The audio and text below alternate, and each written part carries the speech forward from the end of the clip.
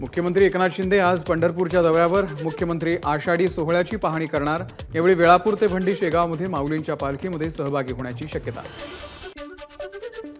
आज संत ज्ञानेश्वरांच्या पालखी सोहळ्यातील तिसरं गोल रिंगण ठाकूर बुवाची समाधी इथे रिंगण पार पडणार।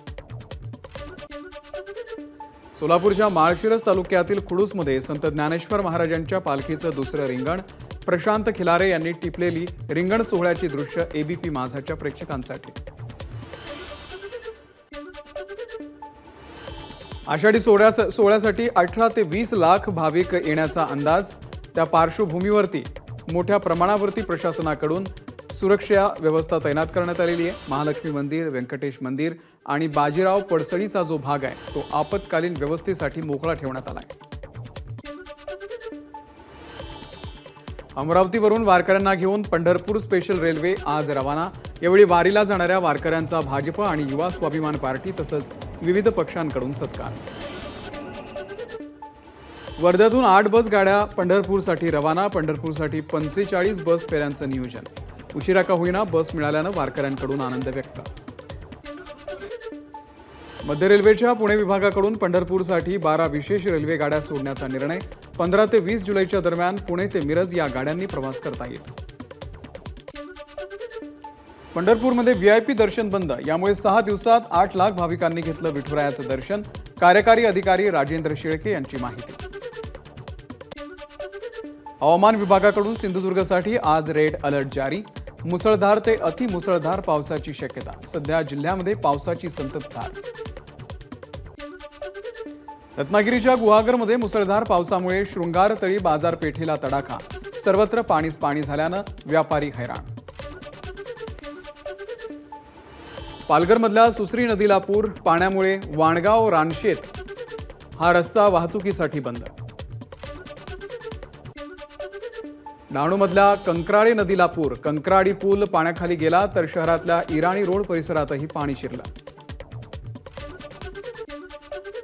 पालघरमधल्या सूर्या नदीला पूर, गंजाळ ते धानिवरी हा रस्ता पाण्याखाली गेल्यानं गंजाळ, औढाणी, धानिवरी आणि इतर गावांचा संपर्क तुटला। रायगडमध्ये झालेल्या मुसळधार पावसाचा श्रीवर्धन तालुक्याला फटका। समुद्र किनाऱ्यावरती भागामध्ये झाडांची पडझड।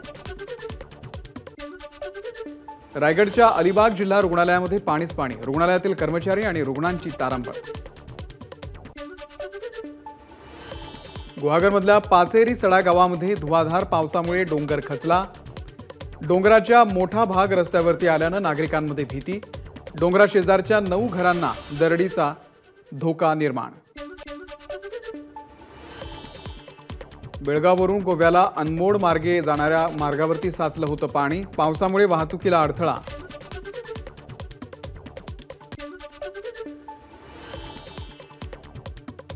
अकोल्याच्या पातूर तालुक्यातील धोधाणी धबधब्यावरती बुडून दोघांचा मृत्यू, तर तरुण अकोल्याचे रहिवासी असल्याची माहिती। रायगड महाड रस्त्यावरून नागरिकांचा धोकादायक प्रवास। लाडवली पुलाचं काम रखडल्यानं नदीपात्रातून जीवघेणा प्रवास।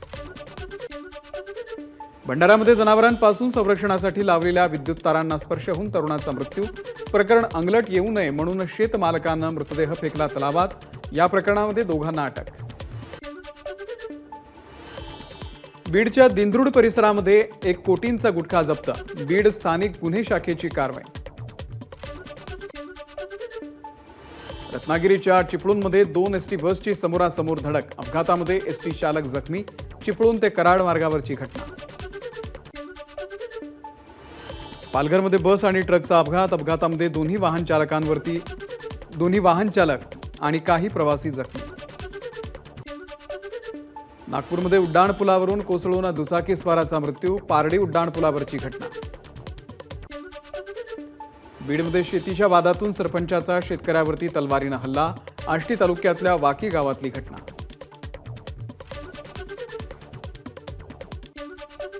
हिंगोलीमध्ये एका व्यक्तीला दारू पिऊन राज्य राखीव पोलीस दलाच्या जवानाकडून मारहाण।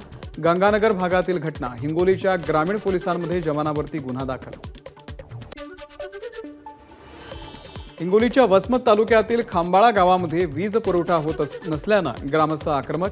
भर पावसामध्ये रोहित्राच्या जवळ विजेसाठी ग्रामस्थांचं रात्री ठिय्या आंदोलन। नमस्कार. मन सुद्धा तुझं ही वेगळ्याच प्रकारची मालिका तुम्हा सगळ्यांना खूप आवडली होती. याचा दुसरा सीझन कधी येणार अशी विचारणा झाली. प्रतीक्षा संपली आहे मित्रांनो. येतोय मन सुद्धा तुझाचा दुसरा सीझन. होई मन सुद्धा तू